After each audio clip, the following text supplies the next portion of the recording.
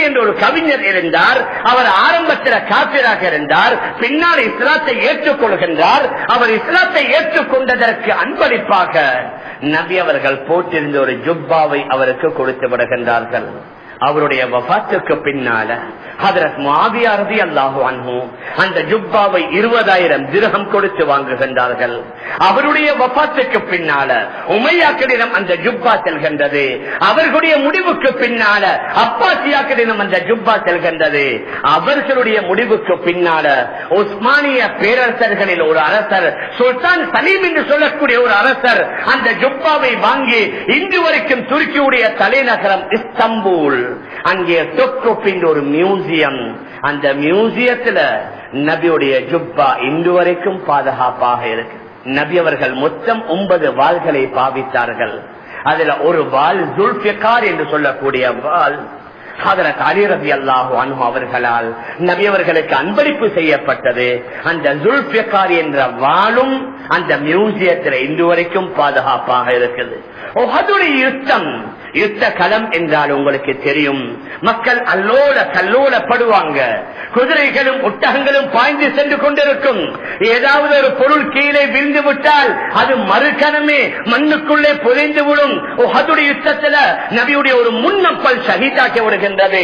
அந்த பல்லை கூட அல்லாஹ் இன்று வரைக்கும் பாதுகாத்து மாணிக்கங்கள் மரகதங்களுக்கு மத்தியில ஒரு பேழையில நபியுடைய அந்த ஒரே ஒரு முன்னப்பல் அந்த மியூசியத்தில் இன்று வரைக்கும் பாதுகாப்பாக இருக்கு. நபி ஸல்லல்லாஹு அலைஹி வஸல்லம் அவர்களுடைய சொல்லையும் அல்லாஹ் பாதுகாத்தான், அவர்களுடைய செயலையும் அல்லாஹ் பாதுகாத்தான், அவர்களுடைய அங்கீகாரங்களையும் பாதுகாத்தான், அவர்களுடைய வாழ்க்கை வரலாறுகளையும் பாதுகாத்தான், அந்த நபியுடைய உடலுடன் ஒட்டிய சில பொருட்களையும் பாதுகாத்திருக்கிறான். மேலான பெரியார்களே, கனவான்களே, சகோதரர்களே, இதிலிருந்து என்ன விளங்குகிறது என்றால் அந்த நபி அவர்கள் போலியாக வாழல்ல, நபி அவர்கள் நடிப்பாக வாழல்ல, அந்த நபி அவர்கள் உண்மையான முறையிலே வாழ்ந்தார்கள். அந்த நபி அவர்கள் யதார்த்தமாக வாழ்ந்தார்கள். இறைவனுடைய விருப்பம் தான் தன்னுடைய விருப்பம். அல்லாஹ் எதை நாடுகின்றானோ அதை தன்னுடைய நாட்டப்படி ஆக்கி வாழ்ந்தார்கள். அவர்களுடைய பேச்சும் வகையாக இருந்தது. தன்னுடைய மனோ இச்சைக்கு தோதுவாக பேசவும் மாட்டார்கள். குர்ஆன் அல்லாஹ் கூறுகின்றான், வமா யன்திகு அனில் ஹவா வமா யன்திகு அனில் ஹவா இன் ஹுவ இல்லா அந்த முஹம்மது ரசூலுல்லாஹி ஸல்லல்லாஹு அலைஹி வஸல்லம் தன்னுடைய மனோ இச்சைக்கு தோதுவாக, தன்னுடைய விருப்பத்திற்கு தோதுவாக அவர்கள் கதைக்கவும் இல்லை. அவர்களுடைய பேச்சு கூட வஹீயாக இருந்தது. அந்த வஹீயின் மூலமாக நபி அவர்களுக்கு அல்லாஹ் வழிகாட்டுகின்றான். ஒரு தனிநபருடைய வாழ்க்கை எப்படி அமையணும், ஒரு குடும்ப தலைவனுடைய வாழ்க்கை எப்படி அமையணும், வஹீயின் மூலமாக நபி அவர்களுக்கு அல்லாஹ் வழிகாட்டுகின்றான்.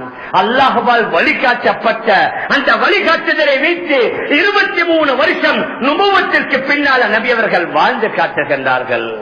நபி அவர்களுடைய வாழ்க்கையில முன்மாதிரி இல்லாத துறையே இல்ல.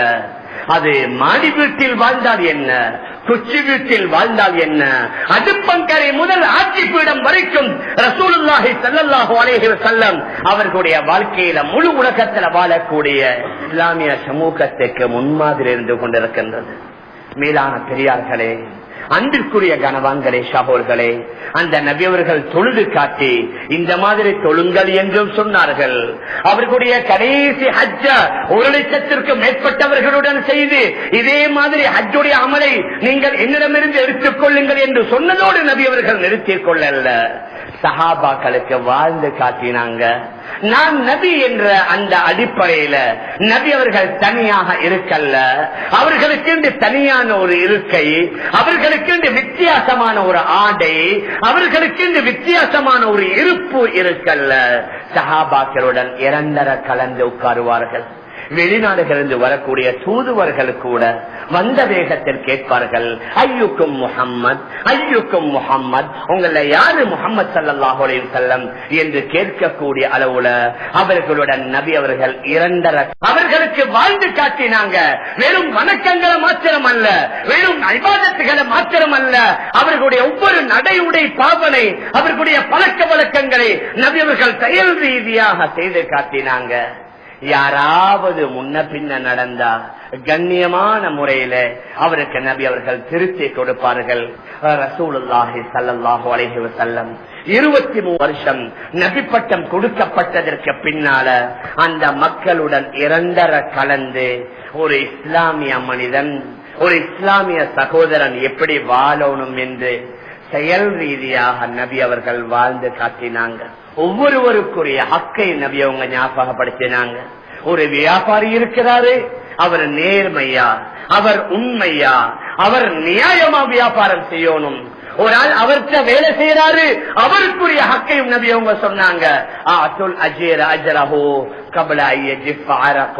உங்கள்கிட்ட யாராவது கூலிக்கு வேலைகளை செய்தா அவருடைய வியர்வை காய முன்னால அவருக்குள்ள ஊதியத்தை கொடுத்திருங்க எங்கட நபி அவங்க சொன்னாங்க. அதற்கு மேலால் நபி அவங்க சொன்னாங்க, மிருகங்களுடைய உரிமைகளை பற்றி கூட நம்முடைய நபி அவர்கள் அன்றே சொன்னார்கள்.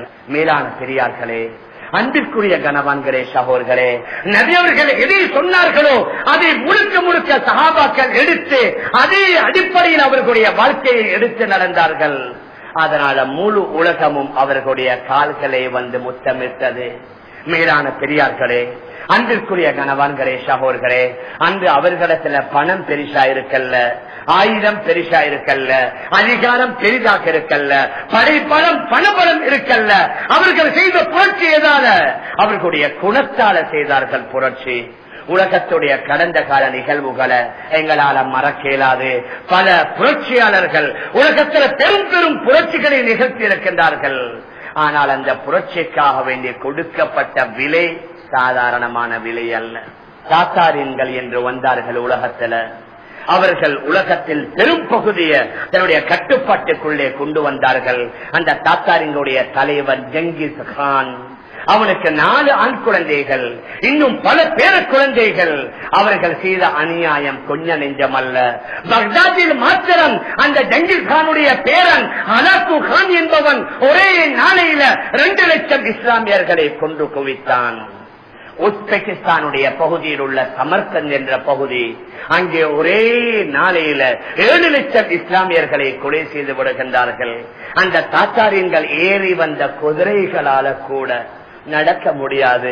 அந்த இரத்தத்துல அந்த குதிரைகள் வலிக்கு வீழ்ந்த சரித்திரம் கூட அல்லாமா இப்னு கசீர் ரஹ்மத்துல்லாஹி அலைஹி தன்னுடைய அல் பிதாயா வன் நிஹாயா என்ற கிதாபில் பதிவு செய்திருக்கின்றார்கள். மேலான பெரியார்களே, சகோதரர்களே, அந்த தாத்தாரியன்கள் வெற்றி பெற்றார்கள் அவர்களுடைய புரட்சியில.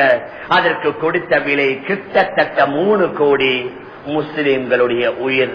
மேலான பெரியார்களே, கனவான்களே, சகோதரர்களே, தாத்தாரியங்களுடைய புரட்சியாக இருக்கலாம், பிரெஞ்சு புரட்சியாக இருக்கலாம், கம்யூனிச புரட்சியாக இருக்கலாம், அதிலே அவர்கள் இறுதியிலே வெற்றி பெற்றார்கள்.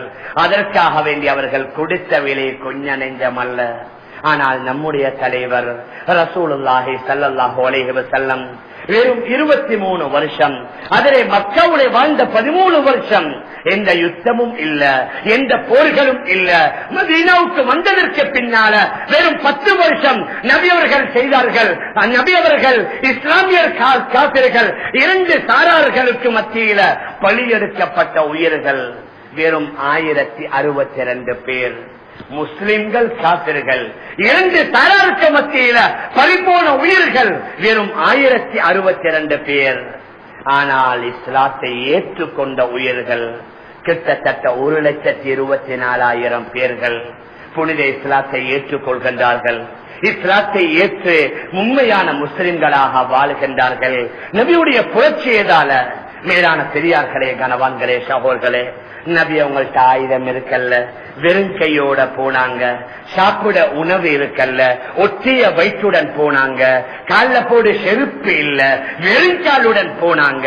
ஆனால் உள்ளத்தில் உள்ள ஈமான் அது மலை மாதிரி உறுதியாக இருந்தது. அவர்களுடைய உடலான வெளியான செயல்கள், அமல்கள், வணக்க வழிபாடுகள் அது மலையை விட உறுதியாக இருந்தது. உண்மையான தீனுடைய அடிப்படையிலே அவர்கள் வாழ்ந்தார்கள்.